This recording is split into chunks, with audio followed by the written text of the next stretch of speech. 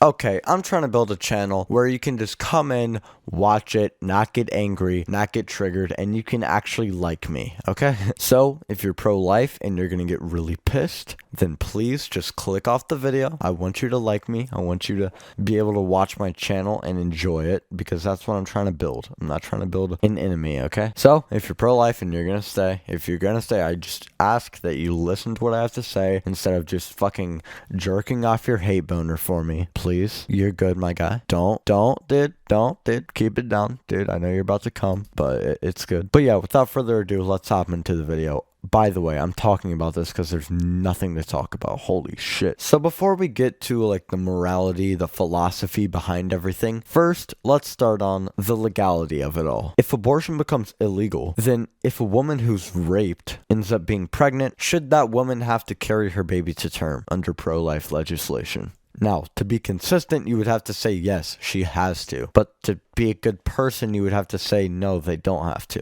This is pretty much the equivalent of someone kidnapping you, taking you to the hospital, and giving one of your organs to some rando. Now, let's talk about abortion without the rape. You would still be going to the hospital of your own volition, but it's still the equivalent of getting knocked out and getting one of your organs transplanted. So to do that, you would have to agree that that's morally positive action. Because obviously, legally, it doesn't make any sense. Now, legally, let's make another argument. If a woman is told, hey, you're probably going to die through childbirth if you don't have an abortion. Now, if you have the abortion, you eliminate any possibility of dying. Now, should that woman be able to have the abortion? Because now, the argument that conservatives typically like to make is, oh, we shouldn't kill people because it's an inconvenience to other people. Now, we're going to get into like the philosophy of that later, but at this point, you're sacrificing the woman's life in exchange for the baby's life. I believe many conservatives would still hold true to their position on that one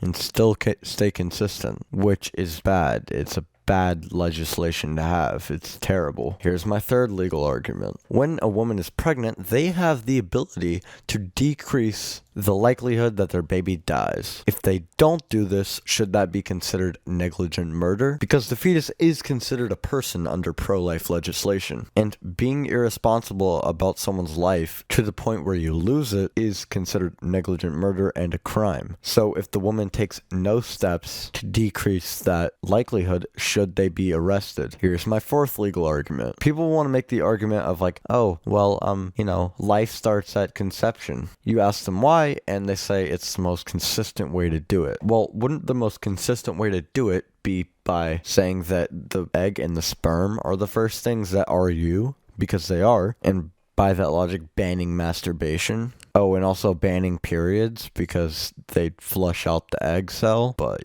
because like every time you, fucking masturbate or every time you have a period, you are preventing a life that, they could have had a life, dude. Then they'll skip to, oh, well, no, it's when your DNA is created because that's the first thing that really identifies you from the rest. But my argument to this would be like, why does it matter? Why does uniquity or uniquity make you on a level where you deserve to be protected? Because animals are unique, but we seem to have no problem killing them. By the way, I'm not a vegan. You're a vegan. Shut up. There's many other legal arguments I can make. I'm gonna link Vaush's video down below in the description. That pretty much explains everything brilliantly. But yeah, let's go to the philosophical argument now. So, for abortion to be a morally wrong action, and to say that women should always have to carry their baby to term, you would have to make two arguments. One of which is the baby is deserving of the right to life. And number two is that right to life supersedes the mother's right to life. The reason why I say right to life for the mother instead of, wants and desires, because to be consistent, you would have to say that the mother still has to carry her baby to term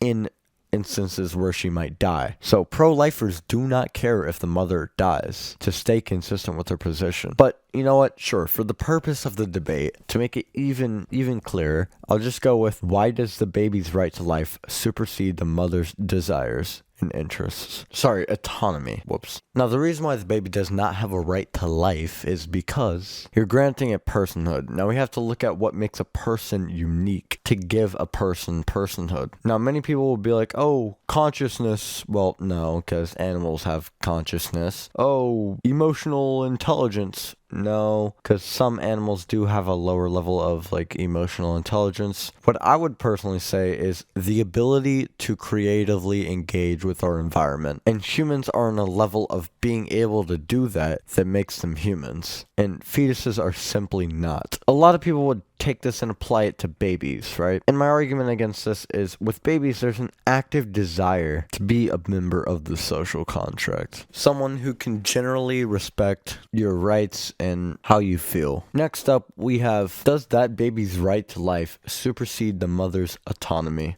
Now, first of all, I just want to make another quick little legal argument before I get to the philosophy. In almost every other case, bodily autonomy is like one of the most protected rights, right? If you're on the scene of some like murder, right, and you're there and you're the only person whose blood could save the person who's deeply injured, right?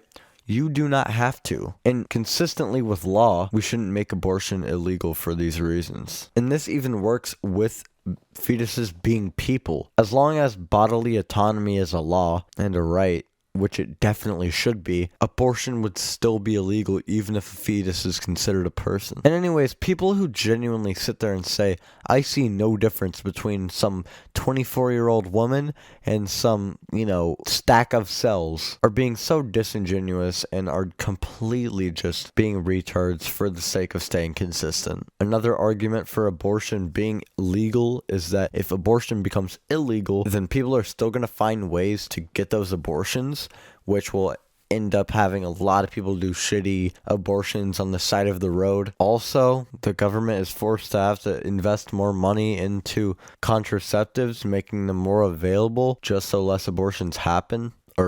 Pregnancies happen. But yeah, that's pretty much the gist of my argument. I hope you guys did enjoy today. Sorry there was no jokes in this video, probably because it's more serious or whatever. I'll be back with the jokes tomorrow, hopefully. Oh my god, can I just tell you, I'm gonna have a shitty day tomorrow because, I stayed up making a fucking video at 3 a.m., okay?